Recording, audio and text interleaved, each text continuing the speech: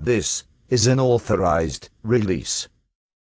What you're about to see is absolutely true and completely verifiable through both public source documentation as well as accepted religious tomes.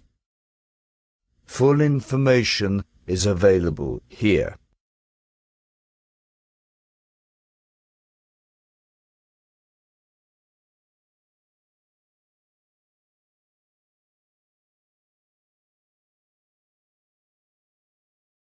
What was in the skies over Jerusalem? And why did it stop over one of the most treasured sites in Christianity? We've seen them in Mississippi like this, but never like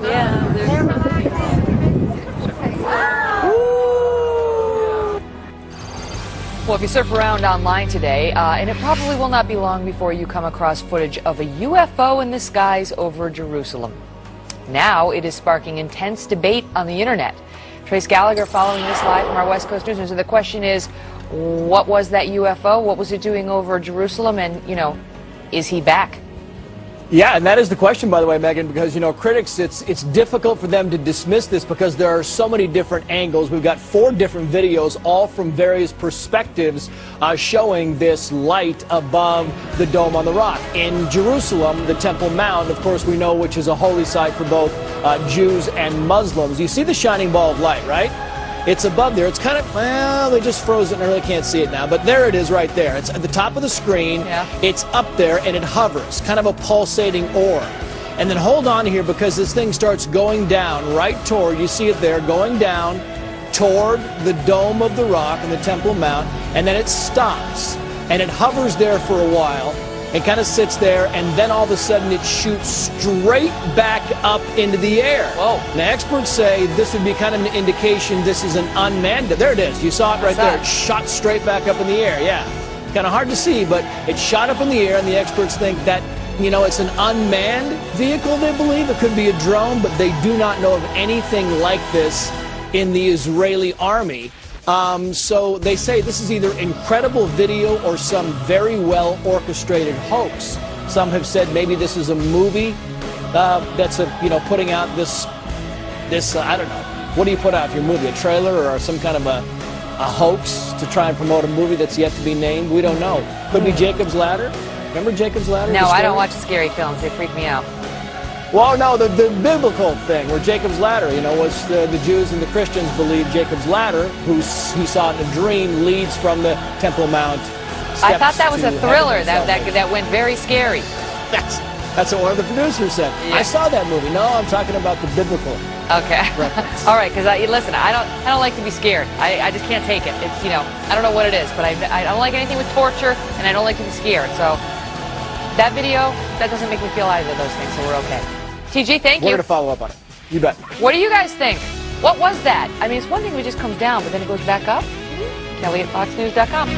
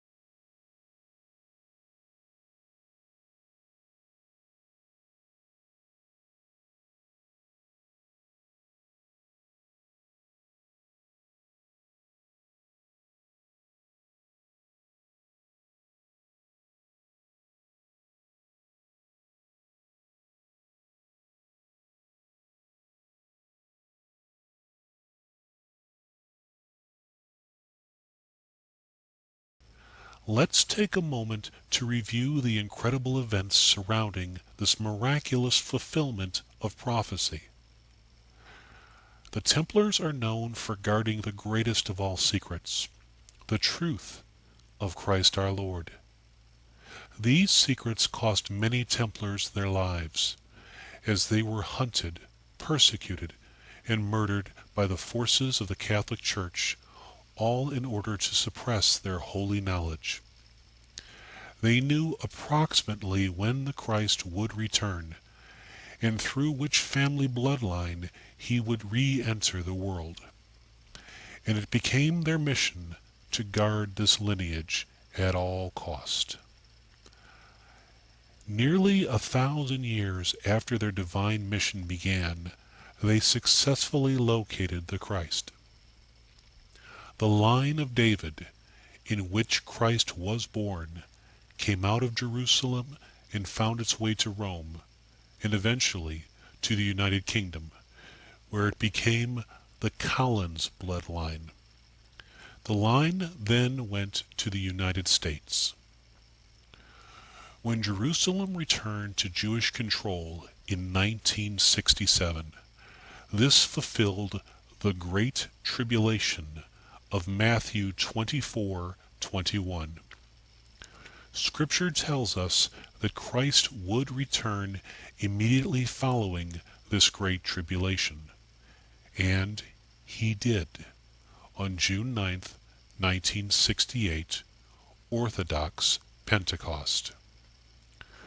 The Bible tells us that this event would be accompanied by a rare astronomical event. Acts 2:20. The sun will be turned to darkness and the moon to blood before the coming of the great and glorious day of the Lord. Christ Rael's birth was during what NASA calls a tetrad cycle that contained 4 blood-red moons and a total solar eclipse. It was literally the only time Christ could return and accurately fulfill prophecy. In fact, everything about him fulfilled prophecy, from his name to his astrology to his famous heroic actions. Even the people surrounding him matched the original followers of Christ. There was no doubt that this was the returned Messiah.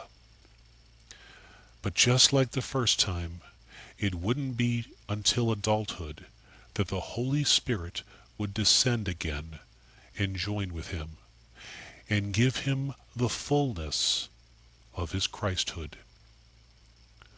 The Bible tells us that as his spirit was carried into heaven by angels from the base of Mount Olive, so too would he return in the same way. January 28th, 2011. The world watched the angels return the Holy Spirit of Christ to the base of Mount Olive.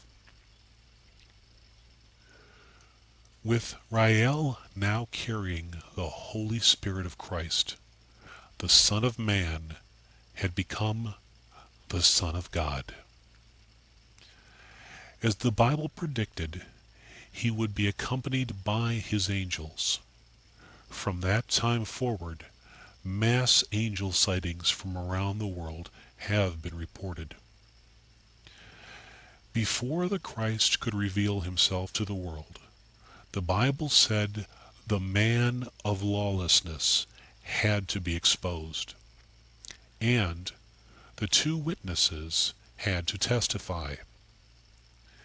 Between late 2010 and early 2011, radio and television talk show host Glenn Beck took to the airwaves and exposed George Soros as the puppet master of the New World Order, saying that he collaborated with Nazis, overthrew governments, destroyed economies, and publicly declared himself God.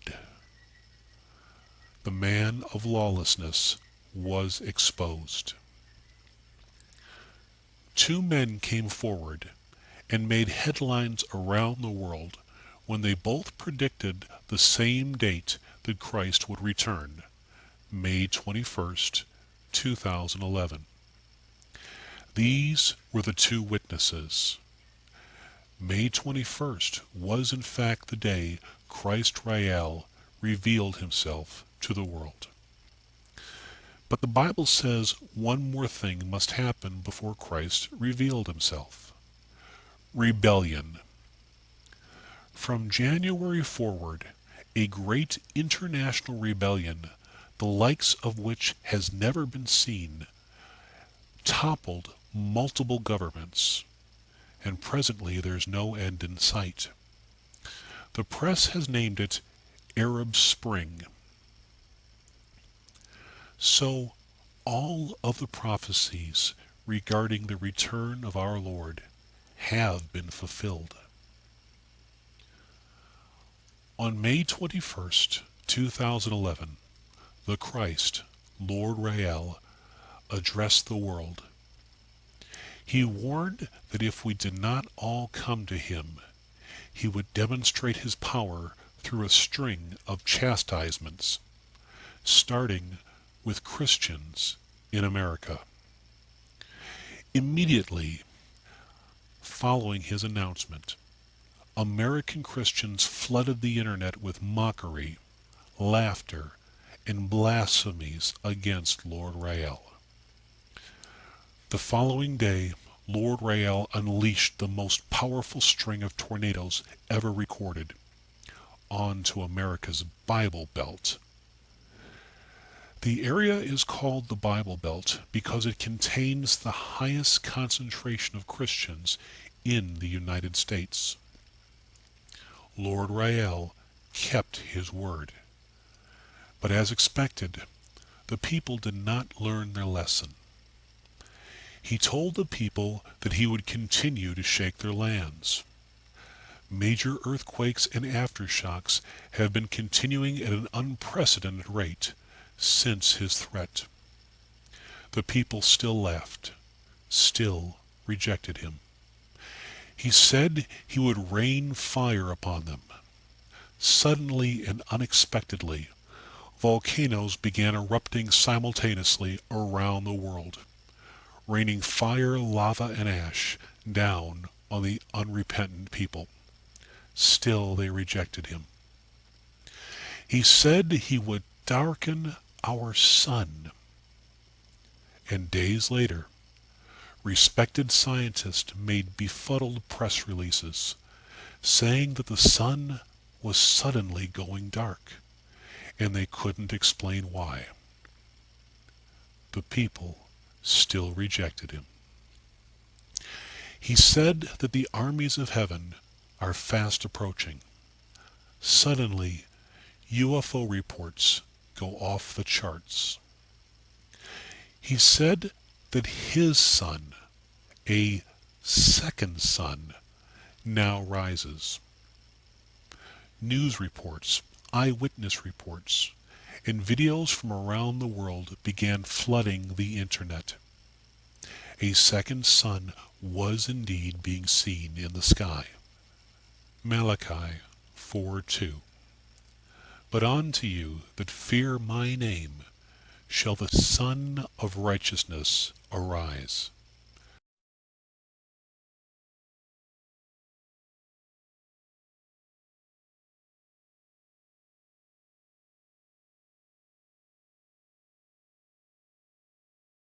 As your space agencies already know, the armies of heaven are fast approaching.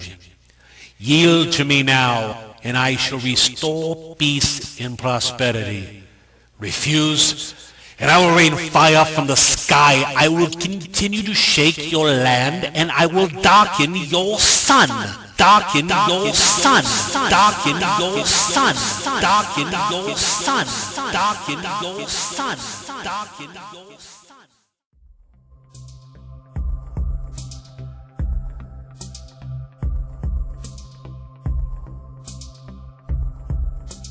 The sun is going into a period of unusually low activity. The announcement comes from experts at the National Solar Observatory and the Air Force Research Laboratory. Forget everything you've heard about global warming. The real threat is a mini ice age. Sunspots could disappear for years or even decades. Frank Hill of the NSO calls it highly unusual and unexpected. Scientists are still trying to figure out what that would mean for the Earth's climate. But this is worse. This is actually a more dire problem, though, than the heating situation and the global warming. Front row, because we grow food when it's warm, and it's easier to take clothes off and cool things down when it's warm than it is to heat things up. It takes more energy. That's right. Sunspot hibernation has happened before, mainly during the 17th century, when a so-called Little Ice Age occurred. And I can't understand how people don't look at that and say, well, wait a minute, we got to take a look at this thing. So I think it's ice rather than fire that's the big threat.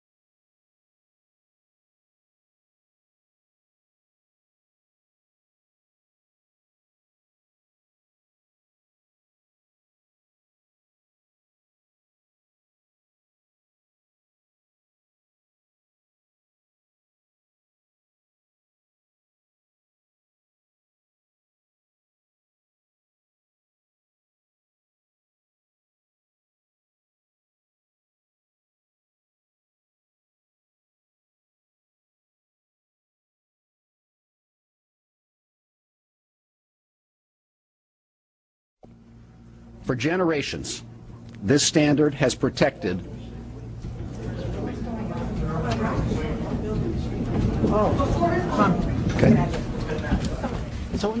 We're following breaking news right now out of Washington, D.C., where a magnitude 5.3 earthquake has been felt in the D.C. area. The Pentagon has been evacuated. We were just talking to Senator Coons of Delaware, who, like so many others right now, slightly shaken by the tremors that they felt. The senator telling me live that the ground literally shook beneath him. Andrea Mitchell, as you also well know, would normally be live during this hour. She's now on the phone as her show was interrupted as a result of this. Andrea, can you tell me what you're hearing and what was even felt at our D.C. bureau there?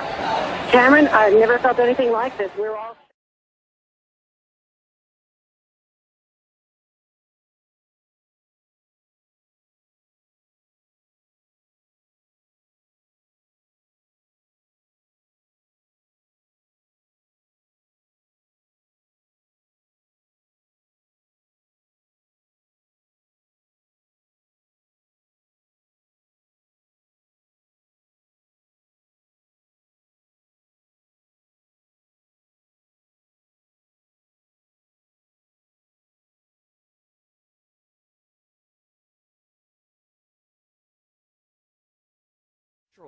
It will take months, even years, for the stone spires to be brought back to its original condition.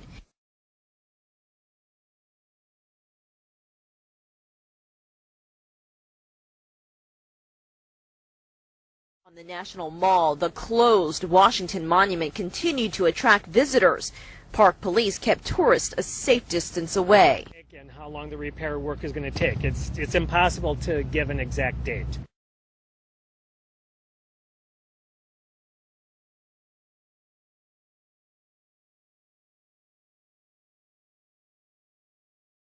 You know, ladies and gentlemen, I don't want to get weird on this, so please take it for what it's worth. But it seems to me the Washington Monument is a symbol of America's power. It has been the symbol of our great nation. We look at that monument and we say, this is one nation under God. Now there's a crack in it. There's a crack in it and it's closed up. Is that a sign from the Lord?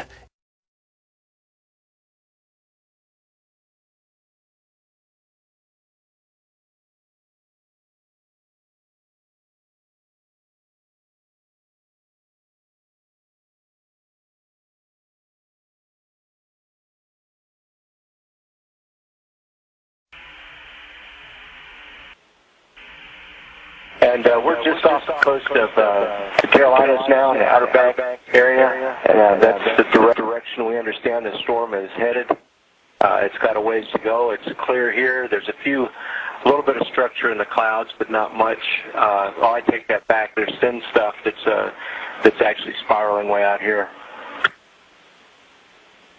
In Houston, we're just talking here, and it struck us. We're used to traveling a long ways in a short amount of time, but this storm is stretching from Cuba to the Carolinas, and that is one scary big storm.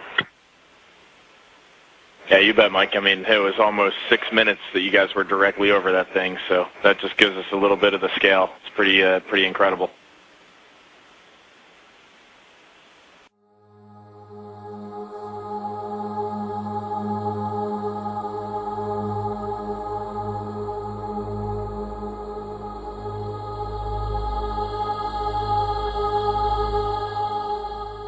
We may have surpassed a record at 65 million people, it seems, by estimates. More people were hit by Hurricane Irene than have ever been hit by a single storm in the history of the United States. Washington, D.C., you'd think by now they'd get the message. An earthquake, a hurricane. Are you listening? And now it's time for an act of God, and we're getting it.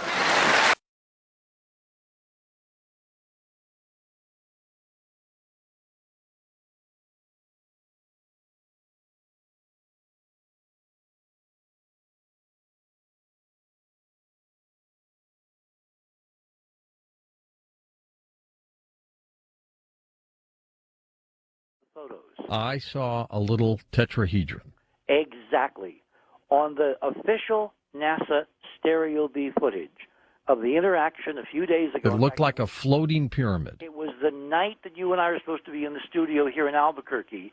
That night, Stereo B, which is one of these NASA solar spacecraft, took a sequence of video frames across millions of miles from Earth's orbit to about the orbit of Venus. That's the distance that Elenin was from the spacecraft that night, 23 million miles. And it photographed Elenin interacting with the solar wind, this spray of charged particles that's constantly blowing off the sun. And because of this ghostly impingement of this radiation in space around Elenin, suddenly a shape showed up, a geometric figure. Elenin appears to have a tetrahedrally shaped geometric, I can only call it a force field, which is interacting with the solar wind, with hydrogen and free protons and electrons that basically recombine to cause it to light up, kind of like glowing when it hits this screen. That shape, that geometry, is incredibly recursive of the geometry embodied in the trajectory. All those 19.5 numbers are now embodied in the shape of the field around this thing itself, meaning it's not just a Bergy bit. It cannot just be a comet. It has to be an actual ship with generators and computers and control, meaning it could do anything from here on.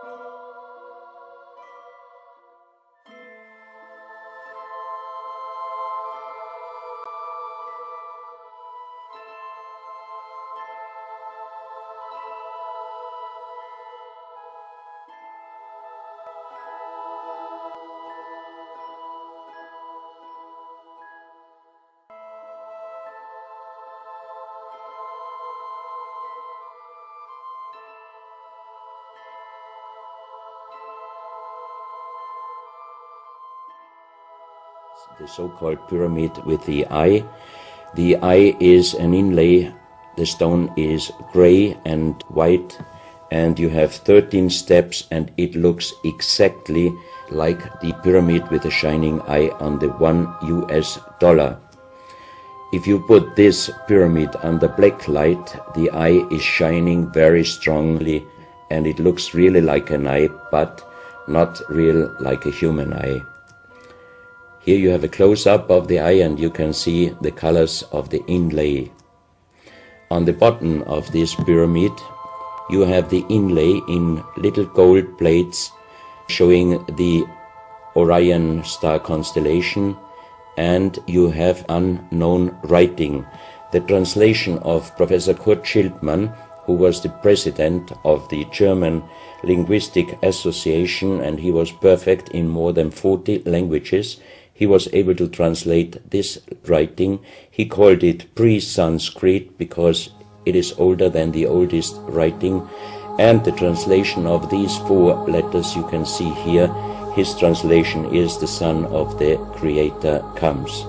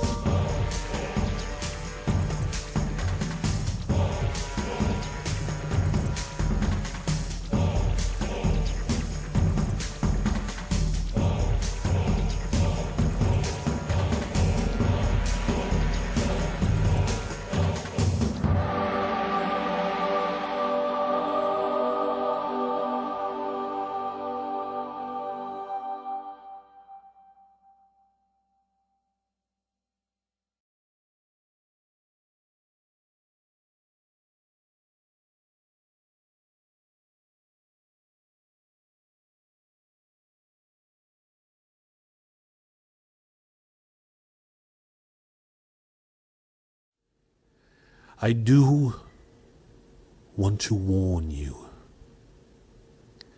that what you have seen thus far is but a wake-up call. I want you to prepare. Now, to other pressing matters.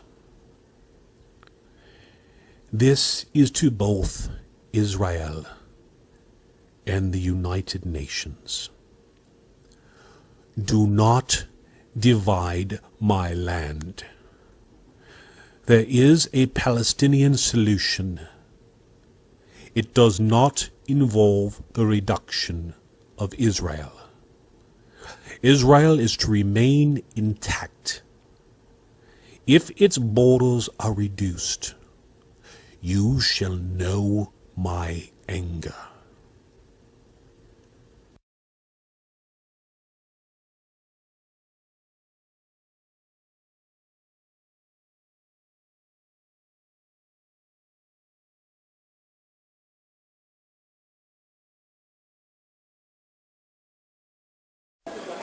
After days of diplomatic wrangling and decades of waiting, a formal application from the Palestinian state for membership of the United Nations. The letter handed over to the Secretary General by Mahmoud Abbas in his capacity as chairman of the Palestine Liberation Organization. Then a resounding ovation as a Palestinian leader entered the General Assembly chamber. Applause echoed thousands of miles away in Ramallah, where crowds had gathered to watch these momentous events in Palestinian history unfolding. And they heard a speech very different to those a notably reserved Mahmoud Abbas had given in the past. The tone that of an earlier era, before the so-called peace process got underway at Oslo. The Palestinian leader not merely asking for UN membership, but demanding it as a right.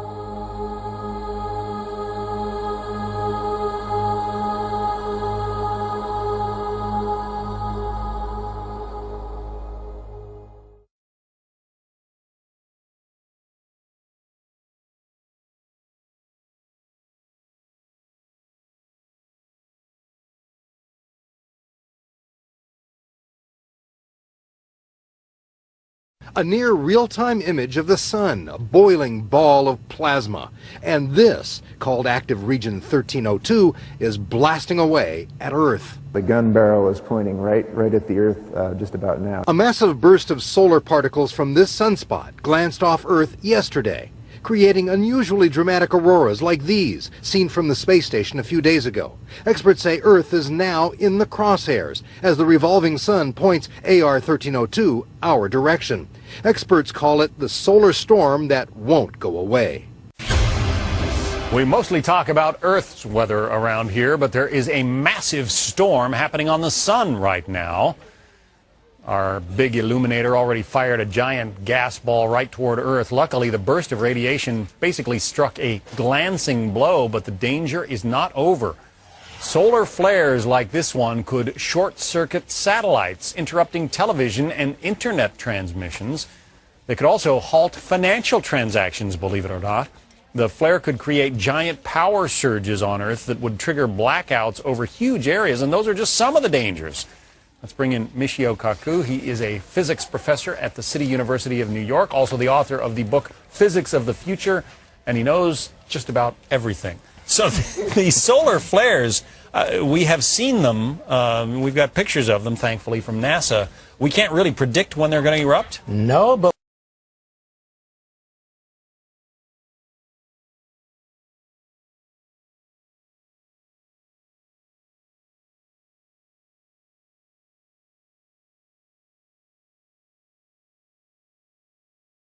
we've got pictures of them, thankfully, from NASA.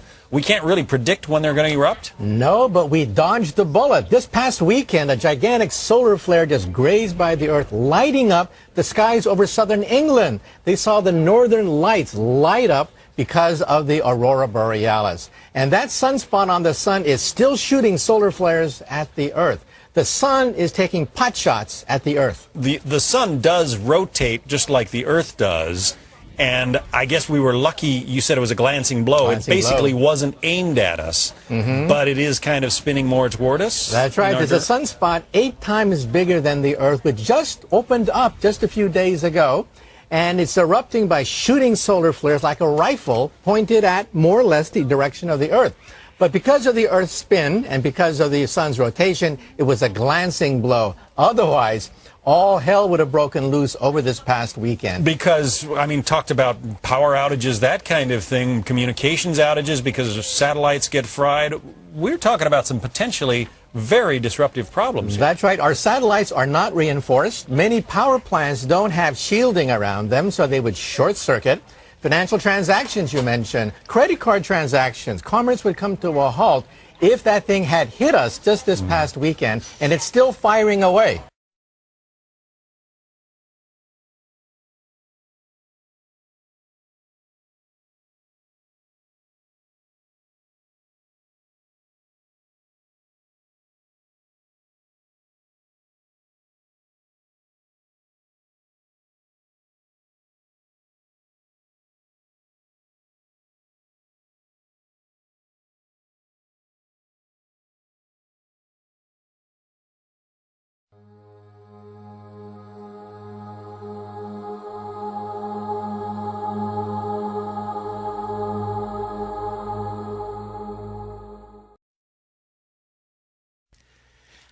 As your space agencies already know, the armies of heaven are fast approaching.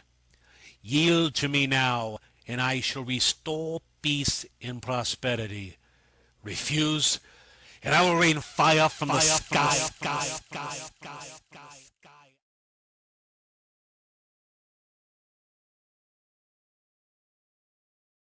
Peter Davenport, of course, is the director of the National UFO Reporting Center. Where do we stand with reports these days, Peter? Are they on the increase, decrease? Where are they? Yeah. I just, not half an hour ago, sent an email to Rob Switek, who's one of the principals involved in the Fund for UFO Research. They're based in Maryland. He asked me the same question. He's preparing a talk, and he wanted a little data from me and from MUFON. I have never seen so many reports as I have seen over the last 4 or 5 months, George. I don't know what's happening. I rarely do, actually. All I do is take these reports, I proofread them, post them to our website, and try to make heads or tails out of what's going on. But June, July, and August of this year, I was just inundated with reports, the likes of which I haven't seen in the 17 years that I've been doing this crazy job.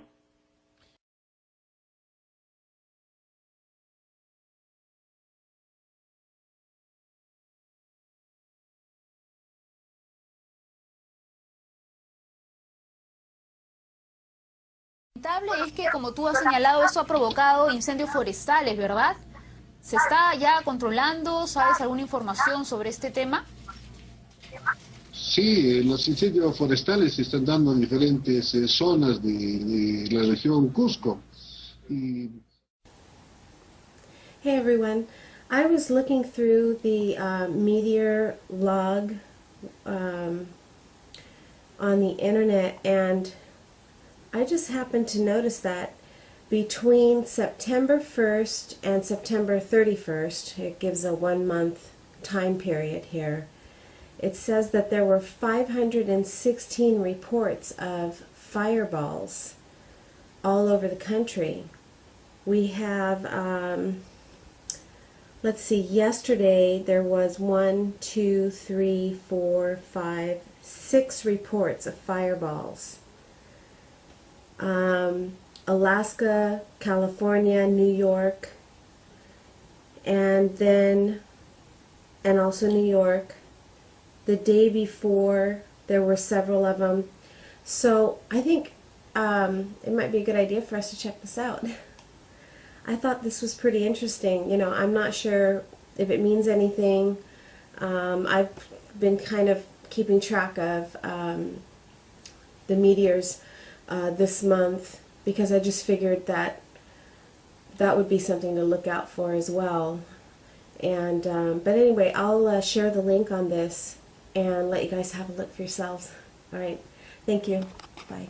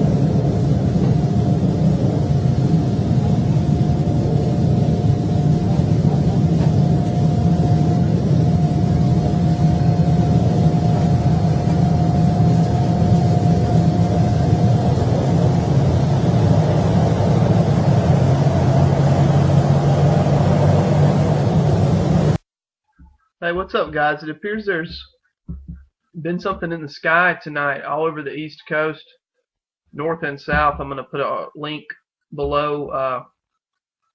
Reports of fireball entering the atmosphere, at least here in North and South Carolina and Georgia. And then up in Indiana and Ohio and other states, they're saying it's the northern lights that have stretched down into the south.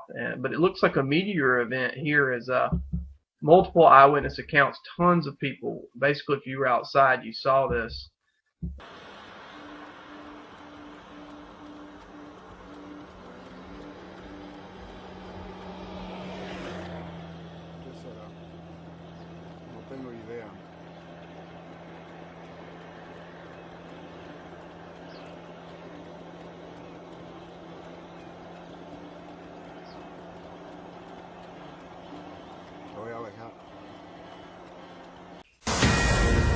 Fox News Alert, new information now on the fate of the International Space Station. NASA just announcing astronauts may need to evacuate the space outpost in the next few weeks.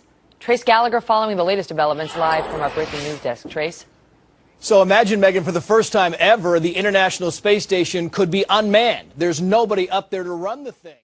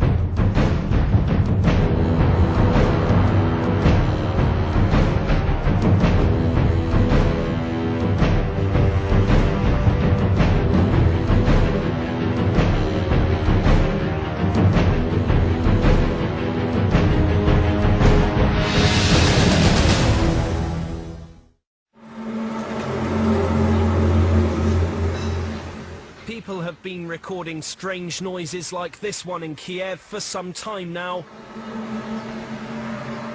Videos filmed all over the world have appeared on YouTube, the first in summer last year. But no one's really sure what they're hearing.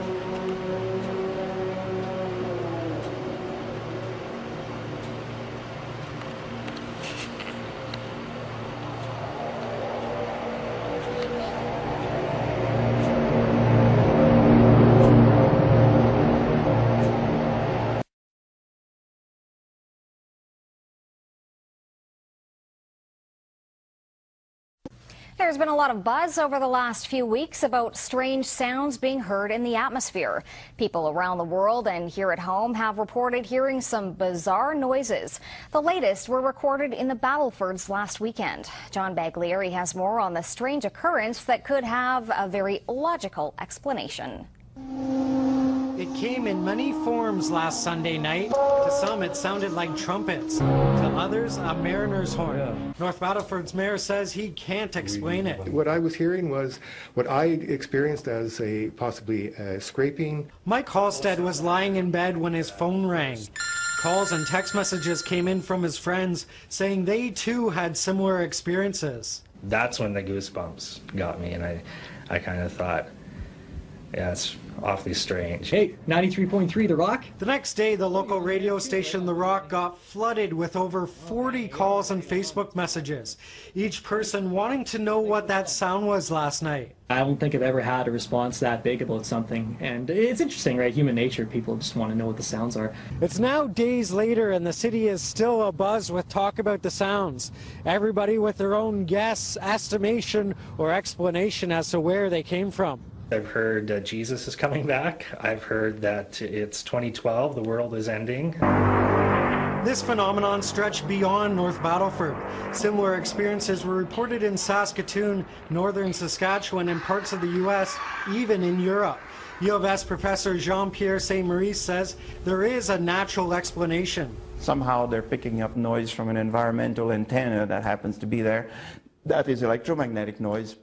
Nice natural noise, but really, actually, it's not a noise. It's electromagnetic waves emitted from the aurora above our head or emitted from the radiation belts a bit more to the south. Maurice says it's normal, and there's nothing to worry about. Whether a scientific explanation will satisfy all those people who say they heard something they can't explain is up in the air. John Baglieri, CTV News, North Battleford.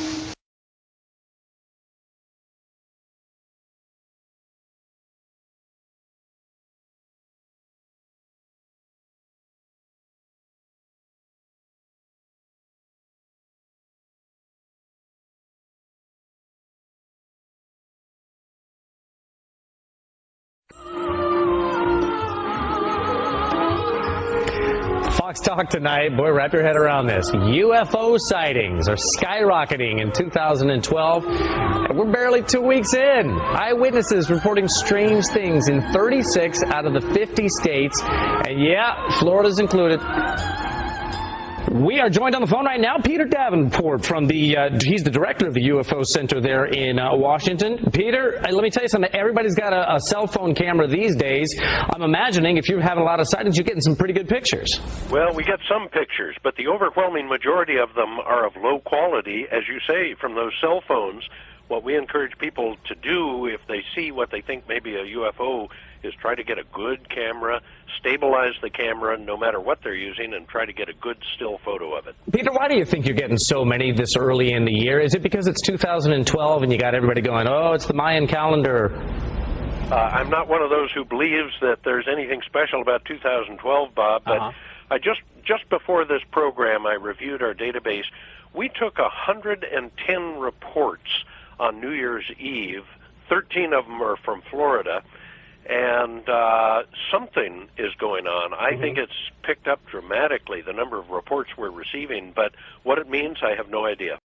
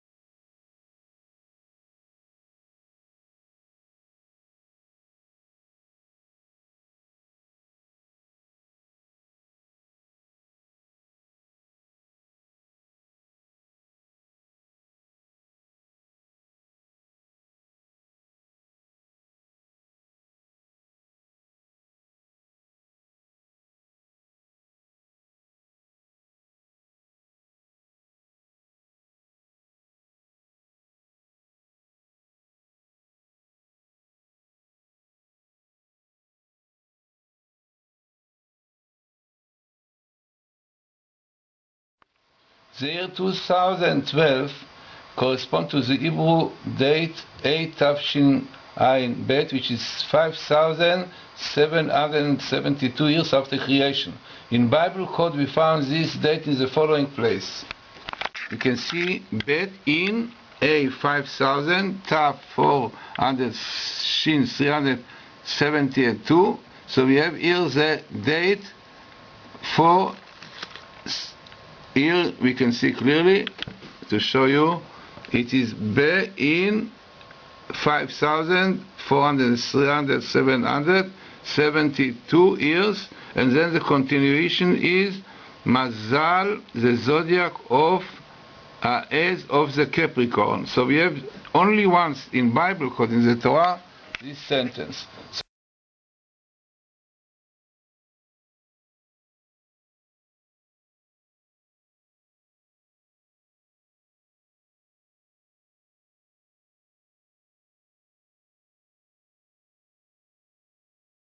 So we know about Passover, which is Pesach, appearing here, which is a date for redemption for the Jewish people.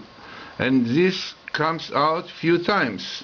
In this Bible code, you see Pesach again, Passover, coming here also. And we have here the Hebrew word, Geula. Geula, you have here, Gimal, Aleph, Vav, Lamed, redemption. Clearly indication in the Bible code that this year of 5,772, which is 2012, is destined, according to Jewish tradition, to a full redemption. And the connection between the Capricorn as the night where it's going to happen, according to our rabbis, it will be exactly when the zodiac of Capricorn will rule. It will be on Thursday, Pesach night, and this is the time when Jews came out of Egypt in the past.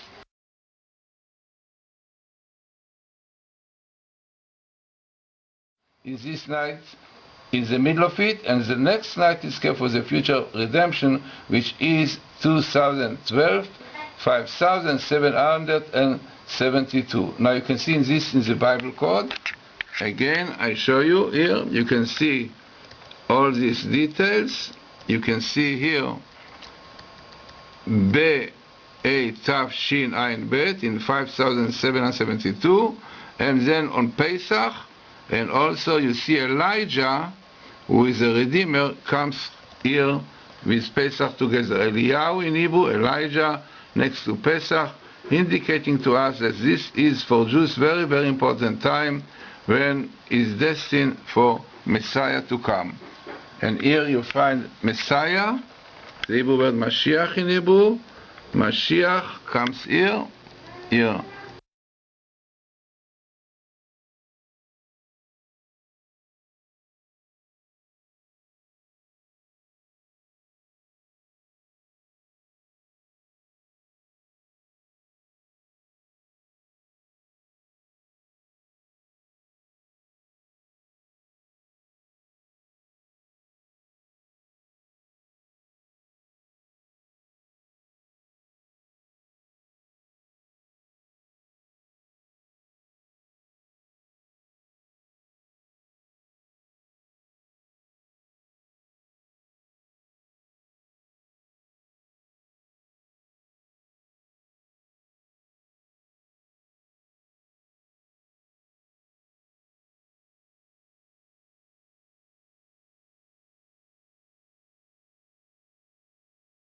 You surf around online today, and it probably will not be long before you come across footage of a UFO in the skies over Jerusalem. Now it is sparking intense debate on the internet. Trace Gallagher following this live from our West Coast Newsroom. So the question is, what was that UFO? What was it doing over Jerusalem? And, you know, is he back? Yeah, and that is the question.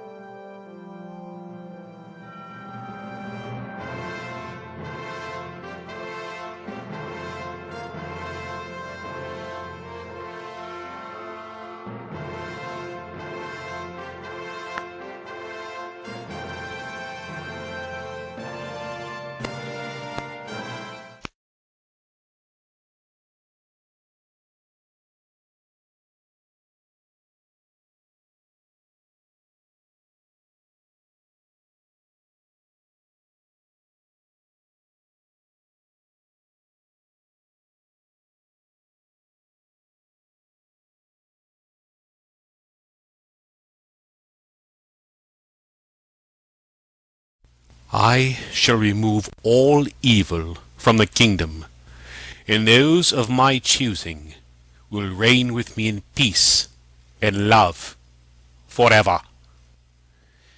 My Father's breath is already upon you. As never before, you are feeling your lands move, the water rising. In the gust of his nostrils laying waste to your embankments, he will be here soon. But first, I shall judge the nations. I shall decide who will be spared. There is no defense for what is coming. Your armies will die, your navies sink, your aerial forces will crash and burn, your siege walls, your ramparts will fall as if they were constructed with ether. And worse, those that take up arms against us will burn for their transgressions. If you've been given to lead men, to lead a nation, bend your knee now, beg forgiveness and mercy for yourself and for those you lead. Swear fidelity to the crown, and perhaps mercy will be granted. or simply wait for my father's arrival and be blotted out as if you and your people and your lands never existed. The choice is yours, and it may very well be your last. And to my faithful children, you are why I have returned. You are the reason I have left the bliss of my Father's heaven to establish a new and everlasting heaven for you.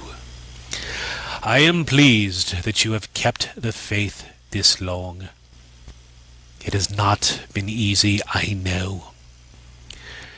Those of you who profess obedience to me, who call yourself Christian, I challenge your logic. How have you demonstrated my love?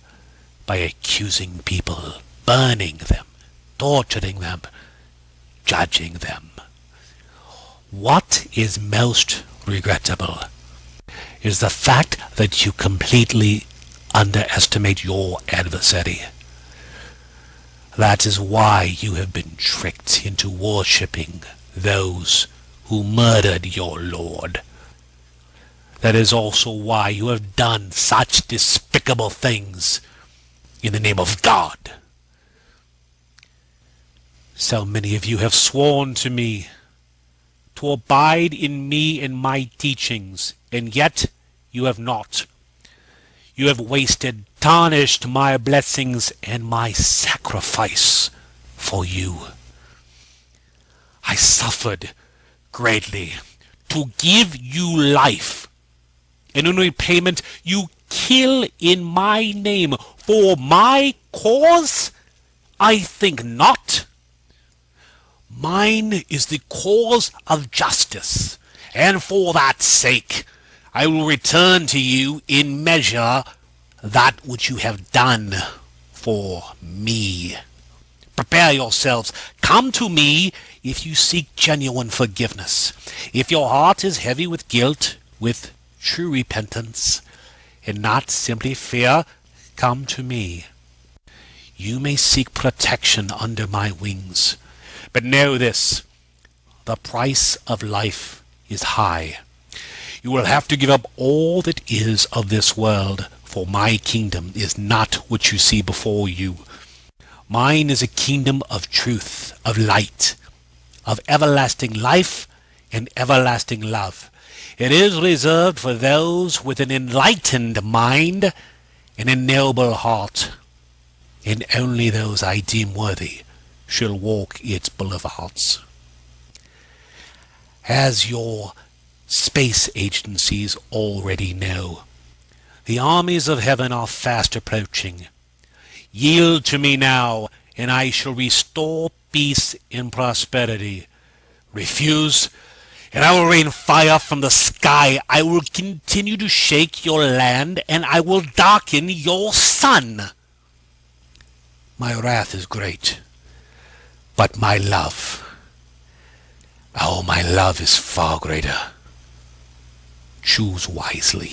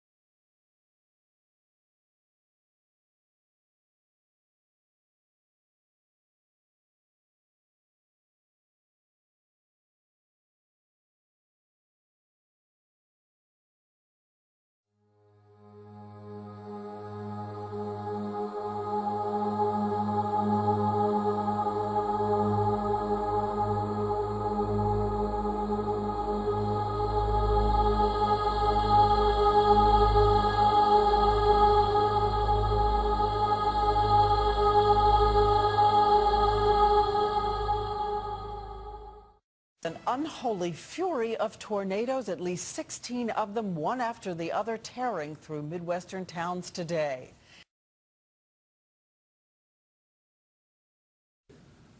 On our broadcast tonight, the devastation across 7 states, entire neighborhoods destroyed in that violent outbreak of storms. At least 27 tornadoes in all, and tonight the forecast is looking grim again.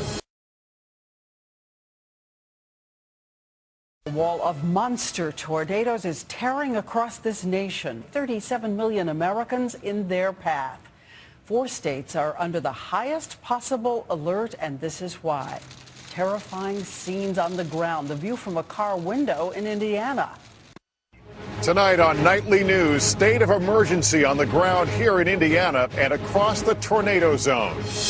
Dozens are dead, entire towns destroyed. Small country town in Indiana, and it is, as you can see, virtually gone. Virtually every house in this community is like this. If it is standing, it is certainly not inhabitable.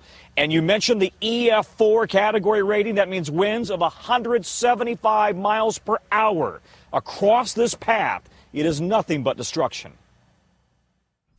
Good evening. Tonight, a U.S. senator from Indiana said they'd appreciate the prayers of everyone watching television tonight.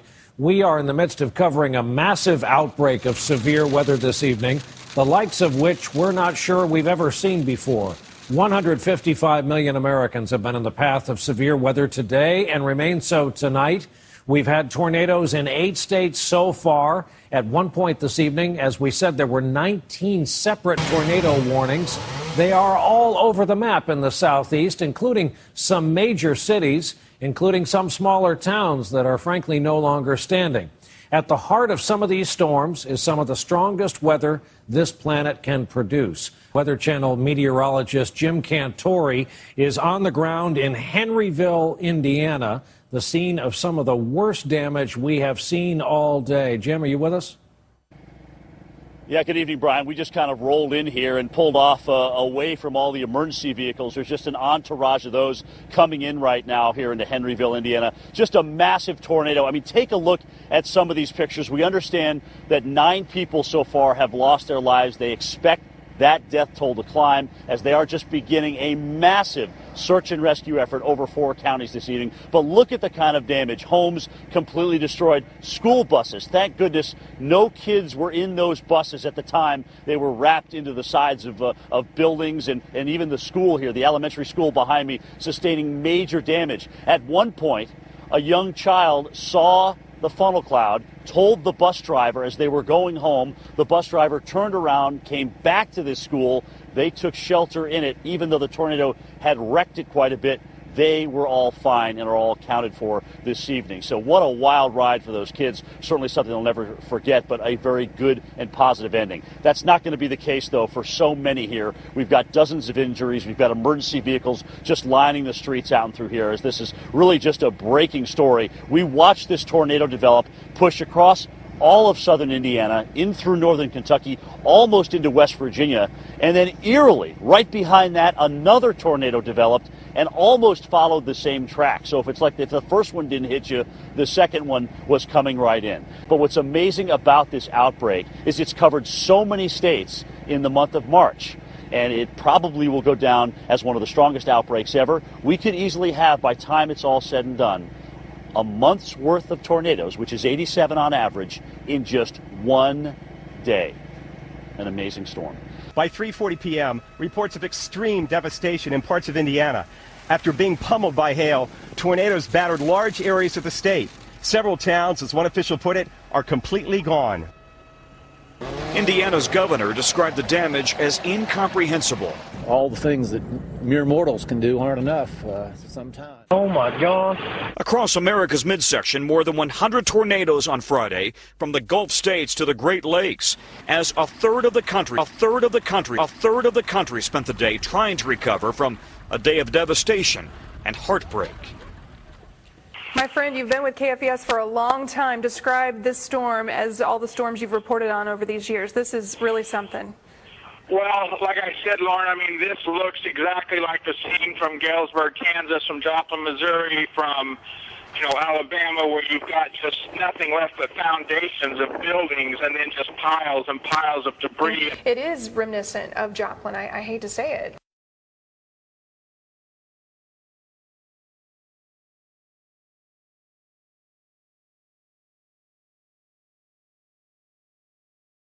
They are powerful. The tornado that ripped through Branson, Missouri was on the ground for 22 miles. The twister that flattened nearly 300 homes in Harrisburg, Illinois, authorities now believe it was an EF4 tornado, nearly 200 yards wide, with winds near 170 miles an hour. The path of destruction is historic in its width, with storms reported as far south as Georgia and as far north as Illinois. The frantic search for survivors with states of emergency in effect in a large swath of America this morning after a swarm of tornadoes, nearly 100 of them. Once thriving neighborhoods, now debris fields. Lives literally uprooted in seconds. Big semi-trucks on top of what was the gas station. This tornado went 52 miles from Holland, Indiana, all the way into Ohio. New video of that massive twister as it careened toward this small town. We now know it was a powerful EF4, packing winds of 175 miles per hour. Yellow school buses tossed everywhere. Yellow school buses tossed everywhere. Yellow school buses tossed everywhere.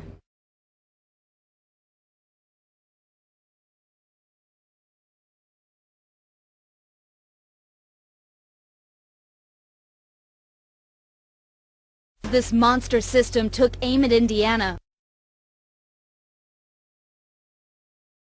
So why did this happen?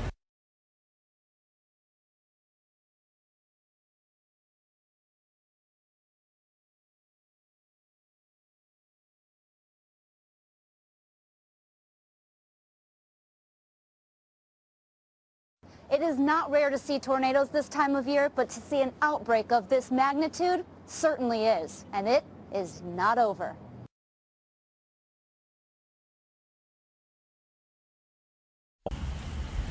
A string of violent, severe storms and tornadoes killed dozens of people in Ohio, Kentucky, and Indiana on Friday. I gotta go find my mom. You're looking for your mom? My mom, my sister, my brother, my nephew, my dad. The early season tornado outbreak followed a line Friday from the Gulf Coast to the Ohio Valley. What we know is we've got complete destruction. We've got complete destruction. We've got complete destruction.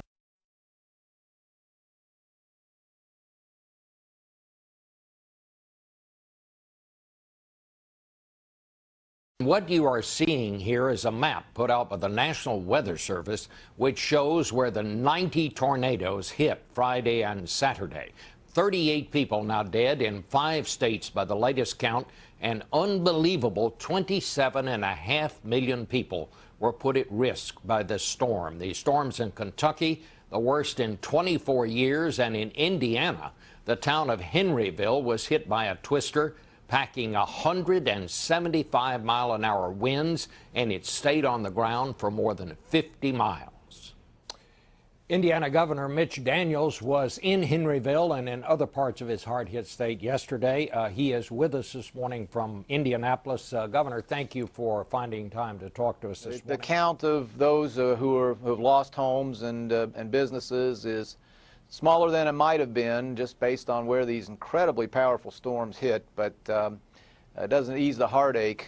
If there was any mercy in this incredibly brutal set of storms, it is that it didn't hit more populous areas. But again, in the frame of reference of towns, the kind of towns that got damaged in our state, it means everything. And so, once again, you can't really measure the sense of loss. I noticed some of these towns, like Henryville, just wiped out. I mean, they weren't just hit hard; they were wiped out. Have you ever seen anything quite like this? I've had way more practice than I wish I had in severe weather and severe storms over these last 7+ years. But just from an educated amateur standpoint, I've never seen one quite this destructive. The continuity of the storm as you followed its path, this one didn't, as far as I could tell, pick up and come down very often. It just moved like a lawnmower through some of the most beautiful countryside and some of the most beautiful towns that we have. So I'll leave to the experts what number to put on it. I'll just tell you that I haven't seen worse. Are you prepared? What are you going to do to be ready for the next round? Because there may well be one. If you needed another way to keep your human pride under control, these storms provided it.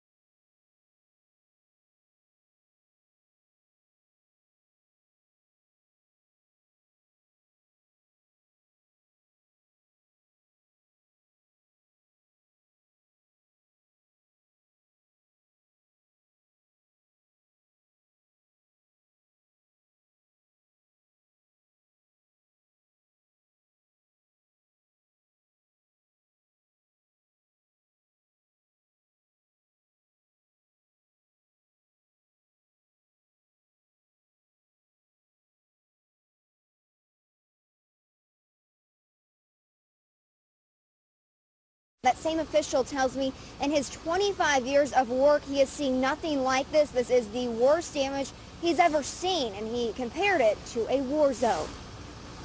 And we are just now learning just how bad western Kentucky was hit. The death toll there has risen to 20, and a state of emergency is in effect. The National Guard's been called in as well, as Kentucky's governor says the hardest hit areas look like a bomb went off. Survivors all describing it the same way. War zone. War zone. Yeah. It looked like we were bombed. Yeah, it looks like a war zone. Looks like somebody's come through and just flattened.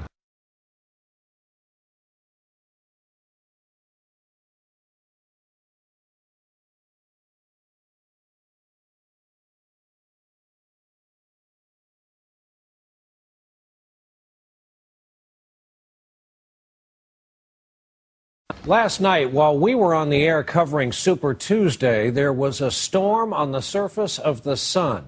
And that energy, those waves, are traveling toward us at over 4 million miles an hour right now, which means it could arrive as early as between 1 a.m. and 5 a.m. Eastern Time tonight.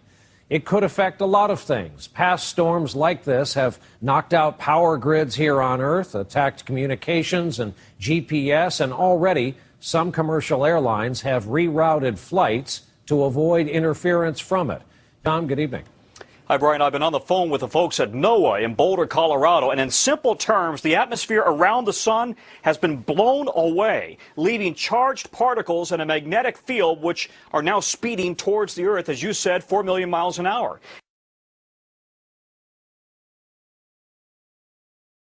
Planet Earth is wrapped in a kind of cosmic electric blanket surrounded by solar flares 10 times more powerful than anything we've seen in years. The flares bombard the Earth's magnetic field.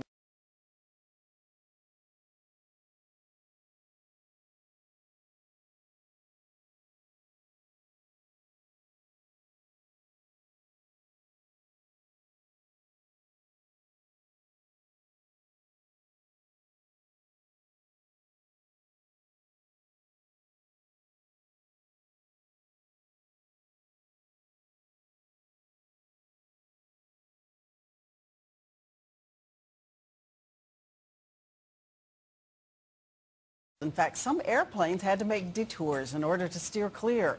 And the nation's top scientists are monitoring the power grids. ABC's Sam Champion has been tracking this all day and tells us what those scientists are seeing so far. These are the eruptions on the surface of the sun. Solar flares more than 500,000 miles high and 10 million times more powerful than a volcanic eruption that sent today's solar storm barreling down to Earth. setting off a white-knuckle watch for trouble. Inside the nation's mission control for space weather, all eyes were tracking the storm around the clock, looking for impact and watching closely for any new flare-ups on the very active surface of the sun. And this region really hasn't shown any signs of decay or diminishing, so the threat is still there.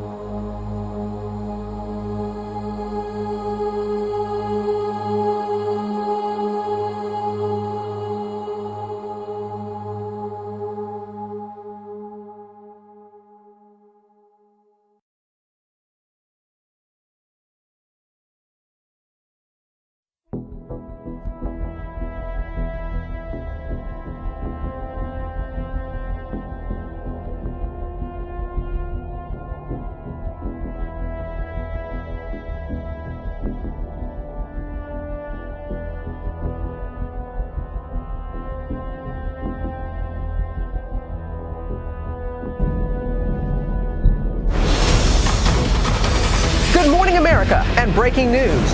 Deadly heat. The record-breaking wave of extreme weather. Violent storms blamed for at least 17 deaths. Oh my God! Trees falling on homes and cars, millions without power right now. But we begin with the heat wave that's burning up so much of the country. 16 states under heat warnings or advisories this morning, and adding to the scorcher, millions without power. Our extreme weather team has been tracking every angle. Red dots are the warmest temperatures ever in cities. Folks, this has never happened before. Red dots are the warmest temperatures ever in cities. Folks, this has never happened before. Red dots are the warmest temperatures ever in cities. Folks, this has never happened before. Nashville, Tennessee, 109 degrees. Atlanta, Georgia, 106. Look at Raleigh at 105. We were on pace with the temperatures that were in Saudi Arabia and deserts all over the country with some of the hottest temperatures in the world. Hottest temperatures in the world. Hottest temperatures in the world. Now, with that heat came an awful lot of storms. About 1,000 storms kicked off on Friday, and then we had 800 yesterday. About 1,000 storms kicked off on Friday, and then we had 800 yesterday. Our Ginger Z is in Arlington. We're Ginger, right where you are. My family, part of the millions of folks who spent the weekend without power this morning. Good morning, Ginger. Good morning, Sam, and good morning, everyone. This is one of so many neighborhoods, not only in Virginia, where you see trees and the power lines, a virtual minefield in the streets, but anywhere from the Carolinas to Ohio. They had round after round of severe storms, and now the extreme heat. Powerful winds up to 90 miles per hour blew through Chicago late Sunday. It came with teeming rain and hail. The storms dropped Chicago's temperature by 20 degrees quick, but did little to cool off the rest of the country, still sweating it out. This morning, at least 3 million homes are without power across 7 states. At least 3 million homes are without power across 7 states. At least 3 million homes are without power across 7 states. At least 14 confirmed dead, all after this powerful line of storms blew through from the Midwest to the Mid-Atlantic Friday. Oh my God! These storms so widespread that some folks are not going to get power back until Friday. That would put them at day 7 with no electricity. And you saw Sam's forecast, Josh. This is not good. Yeah, it's hard to believe.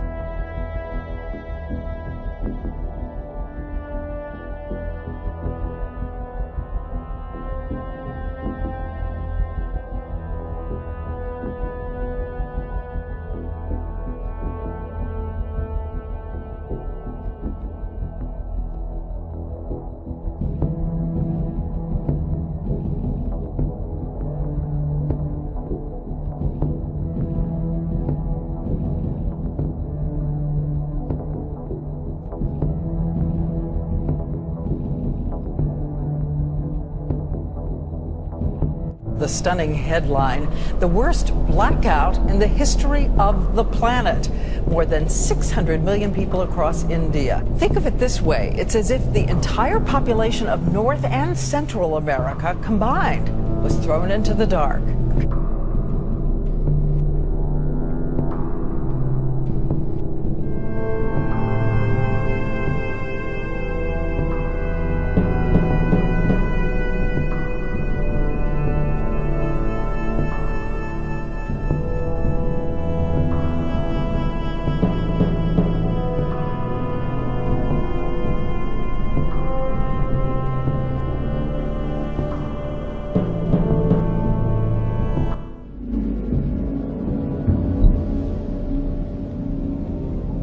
The countryside is burning up. It is official now. It is the worst drought in a quarter century, and we're in it, and it's causing great damage to staple products people all over the world depend on from the U.S., like corn, say nothing of livestock and property.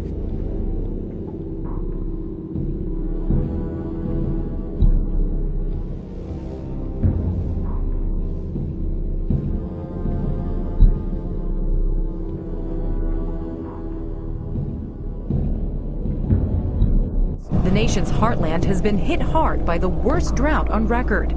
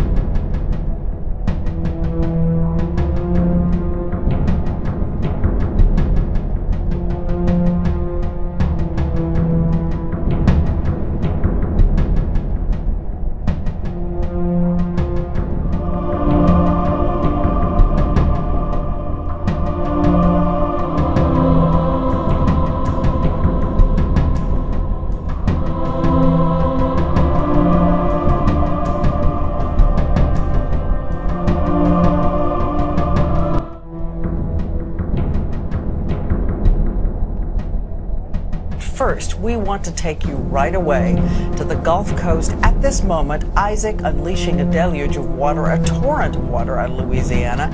And this is the 7th anniversary of Hurricane Katrina. This is the 7th anniversary of Hurricane Katrina. This is the 7th anniversary of Hurricane Katrina. Once again, we are seeing in some neighborhoods families being rescued from their homes, from their roofs. And take a look at the pictures still coming in. Houses underwater, boats and helicopters trying to help families fleeing for safety. On the 7th anniversary of Katrina, it was another day of rooftop rescues. We had to break through the ceiling and come through the attic. And they took us out of the attic into the boat. It's very bad down there, very bad. I lived in Breakaway for 53 years, and this is my first time seeing something like this.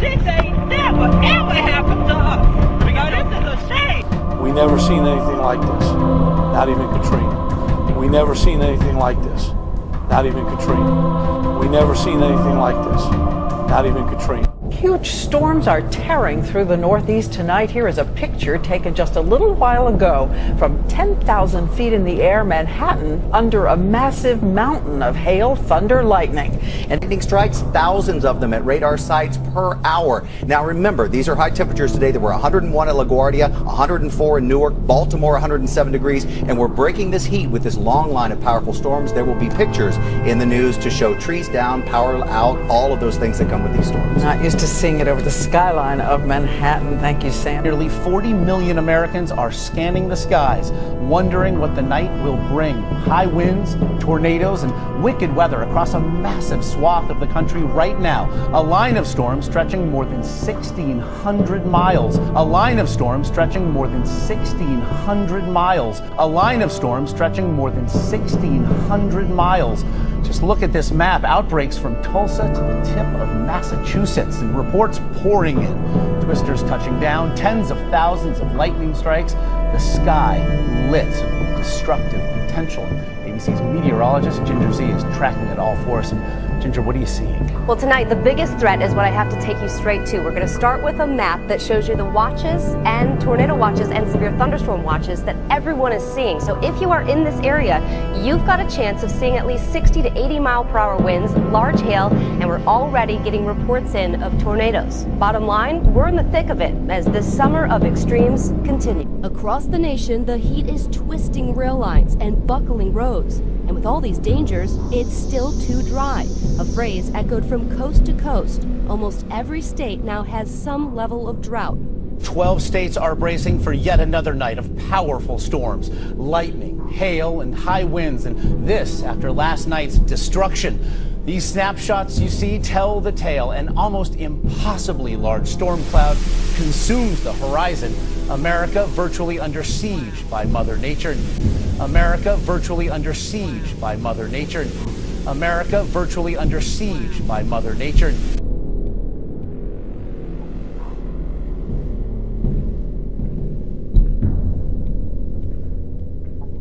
New alarm tonight from the CDC about an outbreak of the West Nile virus, more widespread than they have ever seen before. More widespread than they have ever seen before. More widespread than they have ever seen before.